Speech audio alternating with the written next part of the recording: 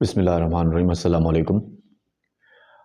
आपने अक्सर एक चीज़ नोट की होगी कि वो लोग जो दुनिया की बड़ी बड़ी लीडिंग पोजीशंस में हैं या दुनिया के बड़े बड़े पॉलिटिकल लीडर्स हों, इकोनॉमिक लीडर्स हों या मल्टीनेशनल कंपनीज के सीईओज हों या यूएन जैसी ऑर्गेनाइजेशन में बैठे लोग हों, उन सब के अंदर एक चीज़ मुश्तरका होती है। वो होती है उनका कम्युनिकेशन स्किल। कम्युनिकेशन स्किल्स और कॉन्फिडेंस का चोली और दामन का साथ होता है।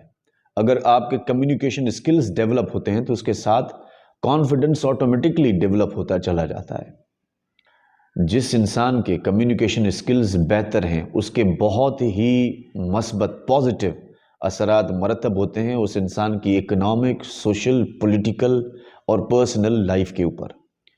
और जिस इंसान के अंदर कम्युनिकेशन स्किल्स प्लस कॉन्फिडेंस जो कम्युनिकेशन स्किल्स के साथ आता है उसकी अदम मौजूदगी है तो उसके बड़े मनफी असरात मरतब होते हैं उसकी पर्सनैलिटी के ऊपर, उसके करियर के ऊपर। जब आप ये सोचेंगे और उसको फाइंड आउट करने की कोशिश करेंगे कि क्यों किसी इंसान के अंदर या किसी इंडिविजुअल के अंदर कम्युनिकेशन स्किल्स या कॉन्फिडेंस की कमी होती है, तो उसका रूट आपको उसके पेरेंटिंग या ज्यादातर खास तौर पे स्कूलिंग और कॉलेज में मिलेगा। असातिज़ा अकराम ने अक्सर नोट किया होगा कि काफी बच्चे जब क्लास में सवाल या जवाब या डिस्कशन शुरू होती है तो बात करने से कतराते हैं। कुछ बच्चे ऐसे होते हैं जिनको जवाब आता है लेकिन इन्वायरमेंट की वजह से या कॉन्फिडेंस न होने की वजह से बोल नहीं पाते। कुछ बच्चे पब्लिक स्पीकिंग की वजह से चुप हो जाते हैं, किन को उस्ताद अपने पढ़ाई के तरीकेकार के जरिए जबरदस्ती चुप करवा देता है। इस चीज को मद्देनजर रखते हुए तालीमी माहिरीन ने मुख्तलिफ पेडागोजीज पढ़ाने के तरीके सजेस्ट किए हैं। उनमें से सबसे इफेक्टिव तरीका जो सुकरात के ज़माने से लेकर आज तक एक तालीम में बेहतरीन चीज़ हुई है तालीम के पर्सपेक्टिव में, वो है Socratic method of teaching. Socratic method of teaching जैसे कि नाम से ही जाहिर है कि ये ऐसा मेथड ऑफ टीचिंग है जो रिवायत किया गया है फलसफे के फादर कह सकते हैं यूनानी फलसफी सुकरात से, जो क्वेश्चनिंग टेक्निक्स के जरिए आगे वाले बंदे को ट्रूथ की तरफ ले जाता था या लेसन टीच करता था। अब ये तो हो गया कि सुक्रेटिक मेथड है क्या इन टीचिंग, क्यों सुक्रेटिक मेथड इंपॉर्टेंट है, ये डिस्कस करना बड़ा जरूरी है। दुनिया ने खास करके मगरिबी वर्ल्ड ने इसके ऊपर दिहाइयों से रिसर्च करना शुरू की और उसमें से कुछ इंटरेस्टिंग रिसर्चेस मैं आपके साथ शेयर करना चाहूंगा जो इसकी इंपॉर्टेंस को हाईलाइट करती है। एक रिसर्च नेपी 2018 में रिसर्च होती है और इस नतीजे पे पहुंचा जाता है कि सुक्रेटिक मेथड जैसी टेक्निक बड़ी इफेक्टिव साबित होती है नॉलेज को रिटेन करने में और उसको अंडरस्टैंड करने में। और क्यों ना होगी, जब स्टूडेंट को खुद को इन्वॉल्व कराया जाएगा बनिस्बत उसके कि स्टूडेंट को सिर्फ पैसिव लर्नर की तरह कोने में बिठाया जाए और उसके जहन में नॉलेज को ठूसा जाए और उसका कोई कंट्रीब्यूशन ना हो। इस तरह की नॉलेज जल्दी स्टूडेंट भूल भी जाता है और उसको प्रॉपरली समझ भी नहीं पाता। तो सुक्रेटिक मेथड हेल्प करता है नॉलेज को रिटेन करवाने में, काफी देर तक वो स्टूडेंट के जहन में रहती है और नॉलेज को बेहतर अंडरस्टैंडिंग दिलवाने में, क्योंकि सुक्रेटिक मेथड के जरिए किसी भी आइडिया के मुख्तलिफ पर्सपेक्टिव्स को डिस्कस करने का मौका मिलता है। एक और रिसर्च है बर्न्स की 2016 में। उस रिसर्च में रिसर्चर ने यह दरियाफ्त किया कि सुक्रेटिक मेथड ऑफ टीचिंग बड़ा इफेक्टिव टूल है जो मदद करता है स्टूडेंट को उसकी इंटेलेक्चुअल मैच्योरिटी को डेवलप करने में। जाहिर सी बात है जब स्टूडेंट को इन्वॉल्व कराया जाएगा नॉलेज के प्रोसेस में और जब वो टीचर के साथ नॉलेज को कंस्ट्रक्ट सोचेगा और बड़ा संजीदा होकर ट्रूथ को ढूंढने की, डिस्कवर करने की कोशिश करेगा, और यही जुस्तजू किसी भी बच्चे के अंदर इंटेलेक्चुअल मैच्योरिटी की वजह बनती है। उसके साथ एक बहुत ही इंटरेस्टिंग रिसर्च में आपके साथ एक और शेयर करना चाहता हूं जो ब्रूक 2006 में उसने की। ये एक एक्सपेरिमेंटल रिसर्च थी। ब्रूक 2006 में ये एक एक्सपेरिमेंटल रिसर्च थी जिसमें रिसर्चर ने देखा कि एक क्लास में जहां ट्रेडिशनल लेक्चर मेथड को एम्प्लॉय किया जाता है वहां अटेंडेंस एज लो एज 50% रहती है, लेकिन वहां पर जब सुक्रेटिक मेथड ऑफ टीचिंग को एम्प्लॉय किया जाता है तो अटेंडेंस ड्रामेटिकली 50% से बढ़ जाती है। तो इसका मतलब है कि अटेंडेंस को मेंटेन रखने में भी टीचिंग पेडागोजी का बड़ा लेना देना है। इसी चीज को कंफर्म करते हैं एल्ट्रूफ की रिसर्च है 2019 की, जो कहती है कि techniques like Socratic method of teaching ये बच्चे के अंदर सेंस ऑफ बिलोंगिंग को डेवलप करता है। और क्यों ना करेगा सेंस ऑफ बिलोंगिंग को डेवलप? जब बच्चा खुद इन्वॉल्व होगा, जब बच्चे के सवालात और जवाबात को एप्रिशिएट किया जाएगा, तो बच्चा खुद को मोर वैल्यूएबल और मोर वर्दी समझेगा उस बच्चे के मुकाबले में या तो जिसको जबरदस्ती खामोश कराया जाता है, या तो जिसके पॉइंट ऑफ व्यू को नहीं सुना जाता, या तो वो बच्चा जिसको सपोर्ट नहीं की जाती कि वो क्लास में बोले और वो डिस्कशन में इंक्लूडेड हो, उस बच्चे के मुकाबले में। तो ये तो दुनिया ने रिसर्च की है सुक्रेटिक मेथड के फायदों के ऊपर। अब सुक्रेटिक मेथड का एग्जाम्पल क्या है, अगर सुनने वाला देखने वाला समझे कि सुक्रेटिक मेथड को एम्प्लॉय कैसे करते हैं।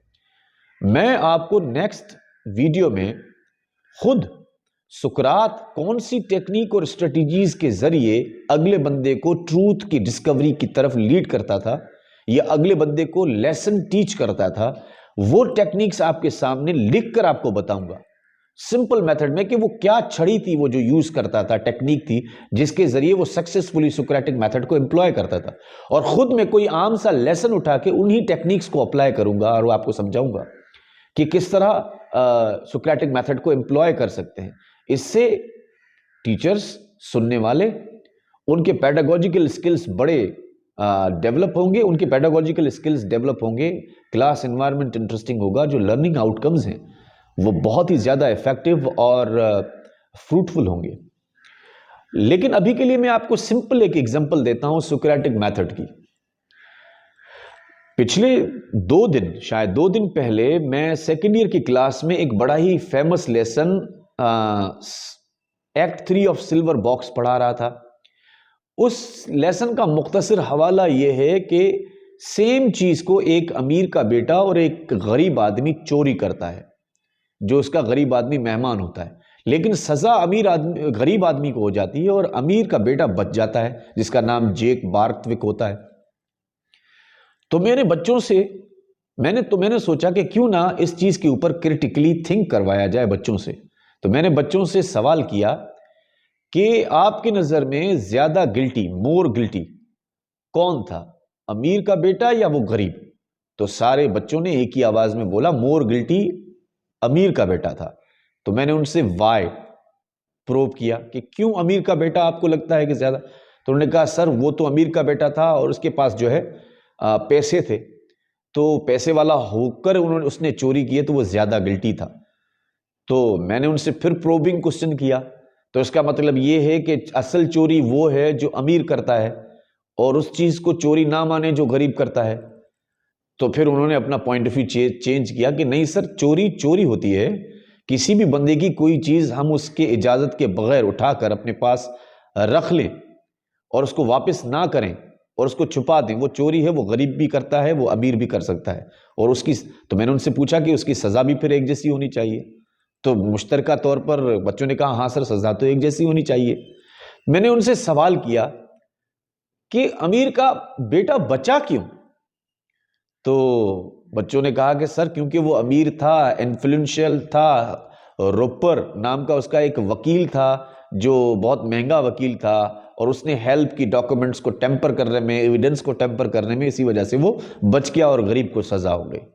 तो फिर मैंने उनको ऊपर प्रोबिंग क्वेश्चन किया कि क्या इस तरह की सिचुएशन आपने किसी और में मुल्क में देखी है? तो बच्चों ने एक ही आवाज में कहा सर पाकिस्तान में देखी है। तो मैंने उनसे फिर एक और सवाल किया उसको डेप्थ में ले जाने के लिए कि क्यों गरीब को सजा हो जाती है और अमीर बच जाता है, वो इसमें मेन खराबी कहां है? तो बच्चों ने कहा कि सर खराबी जो है ना, किसी ने कहा सर गवर्नमेंट सही नहीं है, इस तरह का जवाब दिया। किसी बच्चे ने कहा कि सर जो है जजेस सही नहीं है। कुछ बच्चे ऐसे थे जिन्होंने कहा कि सर ये पुलिस का कसूर है। खैर, जब मैंने उनसे कहा कि अगर आपको लगता है कि जजेस सही नहीं है, पुलिस का कसूर है, तो आपको क्यों ये कसूर लगता है? तो क्यों आपको लगता है कि पुलिस का कसूर है? तो कहते हैं सर वो एविडेंस और इन्वेस्टिगेशन पुलिस करती है और वो जो है ना उसके असर में आ जाती है, अमीर लोगों के, और इसी वजह से डॉक्यूमेंट्स टेम्पर हो जाते हैं। फिर मैंने उनको प्रॉबिंग क्वेश्चन किया, तो अब क्या होना चाहिए? तो बच्चों ने कहा सर पुलिस को ठीक होना चाहिए। फिर मैंने उनसे सवाल किया कि पुलिस कैसे ठीक होगी? तो बच्चों ने कहा कि सर पुलिस को तो गवर्नमेंट ठीक करेगी। तो ये पुलिस को तो गवर्नमेंट ठीक करेगी।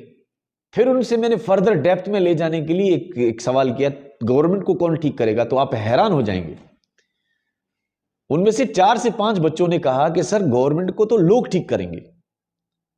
फिर मैंने उनसे सवाल किया कि अगर लोग सही ना हो तो मुझे इतनी खुशी भी हो रही थी और हैरानगी भी हो रही थी कि काफी स्टूडेंट्स ने इस बात पे एग्री किया कि सर लोग तो एजुकेशन के जरिए ठीक होंगे। टाइम की लिमिटेशंस की वजह से मुझे डिस्कशन रोकनी पड़ी, लेकिन जो वो पॉइंट्स थे मैंने बोर्ड पर लिखे और बच्चों को पूछा कि क्या आप न्यूज़पेपर डेली पढ़ते हैं? तो बच्चों ने कहा नहीं। तो क्या आप कोई पॉलिटिकल ब्लॉग्स लिखते हैं या पढ़ते हैं? तो बच्चों ने कहा हम हार्डली अपना सिलेबस पढ़ते हैं प्रॉपरली। मैंने कहा आपने इस तरह की आइडियाज, इस तरह का ऐसे कैसे शेयर किया? यह था सोक्रेटिक मेथड ऑफ टीचिंग का जादू। तो सोक्रेटिक क्वेश्चनिंग में कॉमन स्ट्रेटेजी ये होती है कि आप जो है ओपन एंडेड क्वेश्चन करें। दूसरी सक्सेसफुल स्ट्रेटेजी ये होती है कि आप घर से सोच कर आए और लेसन को प्लान करके आए। तीसरा, स्टूडेंट्स को यह रियलाइज करवाएं कि क्लास में एग्जाम नहीं हो रहा, डिस्कशन हो रही है, ताकि वो बेखौफ होकर पार्टिसिपेट करें और क्लास इंक्लूसिव हो। चौथा, आपने अपना कंट्रीब्यूशन एज अ फैसिलिटेटर रखना है, ना कि एक्टिव पार्टिसिपेंट बन के रखना है। Socratic method of teaching encourage करता है स्टूडेंट सेंटर्ड क्लास, ना कि टीचर सेंटर्ड क्लास। तो ये कुछ कॉमन स्ट्रेटजीज हैं जो ज़हन में रखनी पड़ेगी। बहरहाल सोक्रेटिक मेथड के कुछ लिमिटेशंस हैं जो माहिरीन कहते हैं उनके ऊपर डिस्कस करना जरूरी है। तो ये बहरहाल जो भी एतराज़ात हैं, इन एतराज़ात के जवाब भी लिखे गए हैं और फ्यूचर में हम डिस्कस करेंगे। लेकिन इन नटशेल में कहना चाहूंगा कि आज का ज़माना, क्योंकि हम सबको पता है कि डाइवर्स नैरेटिव्स का ज़माना है, इंसान इतनी तरक्की और इतनी इंफॉर्मेशन होने के बावजूद भी अपनी अंडरस्टैंडिंग में और आइडिया में क्लियर नहीं, बल्कि उल्टा कंफ्यूज हो रहा है। और सच और दगा दोनों चीज़ों को, सच को और झूठ को डिफरेंशिएट करने के लिए, डिस्टिंग्विश करने के लिए हमें अपनी नस्ल को ट्रेन करना होगा।